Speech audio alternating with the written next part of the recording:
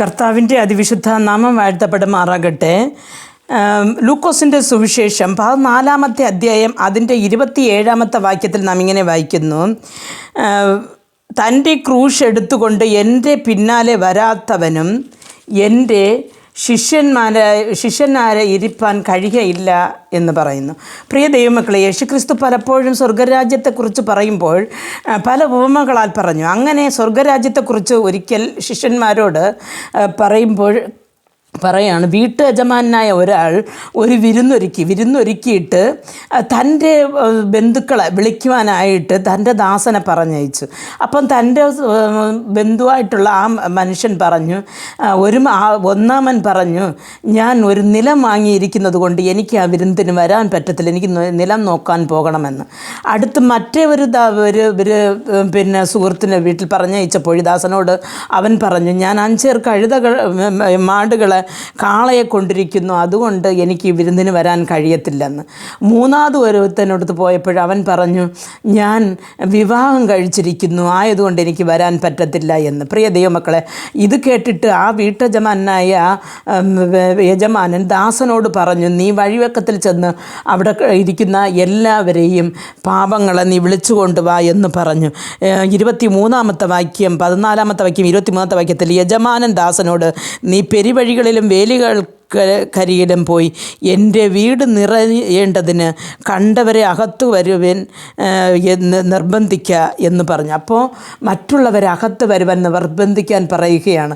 അപ്പോൾ ഇങ്ങനെ പറഞ്ഞിട്ട് യേശു പറയുകയാണ് 26 വാക്യത്തിൽ, എൻ്റെ അടുക്കൽ വരികയും അപ്പനെയും അമ്മയും ഭാര്യയെയും മക്കളെയും സഹോദരനെയും സഹോദരിയെയും സ്വന്തം ജീവനെയും കൂടെ പകയ്ക്കാതിരിക്കുകയും ചെയ്യുന്നവന് എൻ്റെ ശിഷ്യനായിരിക്കുവാൻ കഴിയുകയില്ല എന്ന്. പ്രിയ ദൈവമക്കളെ, ദൈവകാര്യങ്ങൾ ദൈവകാര്യമോ ലോകകാര്യമോ എന്ന് വരുമ്പോൾ നാം ദൈവകാര്യത്തിന് മുതലിടം കൊടുത്തില്ല എന്നുണ്ടെങ്കിൽ യേശുവിൻ്റെ ശിഷ്യന്മാരായി ഇരുപ്പാൻ കഴിയുകയില്ല എന്നാണ് യേശു ഇവിടെ പറയുന്നത്. അപ്പോൾ നമ്മൾ ലോകകാര്യങ്ങൾക്ക് നാം മുതലിടം കൊടുക്കുകയും ദൈവകാര്യം മാറ്റിയും വയ്ക്കുന്നവർക്ക് ദൈവരാജ്യത്തിൽ കടക്കുവാനോ ദൈവത്തിൻ്റെ ശിഷ്യന്മാരായി ഇരിക്കുവാനോ കഴിയുകയില്ല എന്ന് ഈ വചനം പറയുന്നു. പക്ഷേ ലോകകാര്യത്തെക്കാളും ദൈവവേലയാണ് വലുത്, അല്ലെങ്കിൽ ദൈവഹിതമാണ് വലുത്, ദൈവ ഇഷ്ടമാണ് വലുത് എന്ന് വിചാരിച്ചിട്ട് ഇരിക്കുന്നവർക്കാണ് സ്വർഗരാജ്യമുള്ളത് എന്ന്.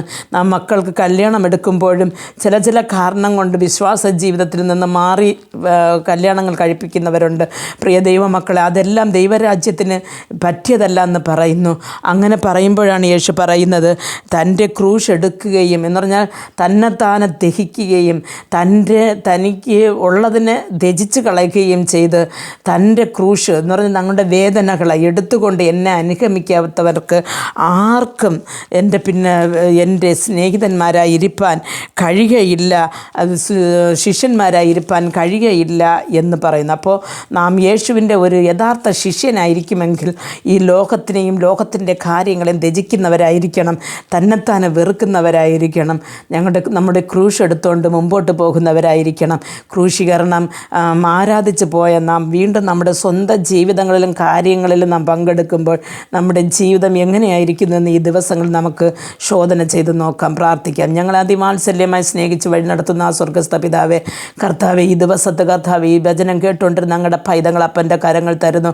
കർത്താവെ, ഞങ്ങളുടെ ജീവിതത്തിൽ കർത്താവെ കാലിൽ എത്രയോ കർത്താവെ ദൈവത്തിൻ്റെ സന്നിധിയെ വിട്ട് കർത്താവെ മാറിപ്പോയിട്ടും കർത്താവെ അങ്ങ് ഞങ്ങൾക്ക് മാറ്റമില്ലാത്തവനായി കൂടെ ഇരുന്ന് ഞങ്ങളെ നടത്തുന്ന കൃപകൾക്കായി നന്ദി. ഞാൻ തന്നെ വഴിയും സത്യവും ജീവനുമെന്ന് പറഞ്ഞ എൻ്റെ ദൈവമേ, അങ്ങയുടെ വഴിയിൽ കൂടെ വരുവാൻ കർത്താവ് ഈ ലോകത്ത് ഞങ്ങൾക്കുള്ളതിനെ ത്യജിച്ച് കളയുവാനുള്ള കൃപ നീ ഞങ്ങൾക്ക് തരണമെന്ന് പ്രാർത്ഥിക്കുന്നു. അപ്പാ, ഈ ലോകത്തിലുള്ളതിനെയും പിടിച്ചു വെച്ച് അങ്ങയുടെ രാജ്യത്തിലും വരുവാൻ സാധിക്കത്തില്ല, അങ്ങയുടെ ശിഷ്യന്മാരെ ഇരിക്കുവാൻ സാധിക്കത്തില്ലെന്ന് വചനം പറയുമ്പോൾ ഈ ലോകത്തിലുള്ളതിനേക്കാളും ഏറെ അങ്ങേ സ്നേഹിപ്പാൻ അങ്ങ് ഞങ്ങൾക്ക് കൃപ നൽകണമെന്ന് പ്രാർത്ഥിക്കുന്നു. യേശു ക്രിസ്തുവിൻ്റെ നാമത്തിൽ പ്രാർത്ഥിക്കുമ്പോൾ പ്രാർത്ഥന കൃപയോട് കേട്ട് മറുപടി നൽകി തരണം നല്ല പിതാവേ, ആമേൻ.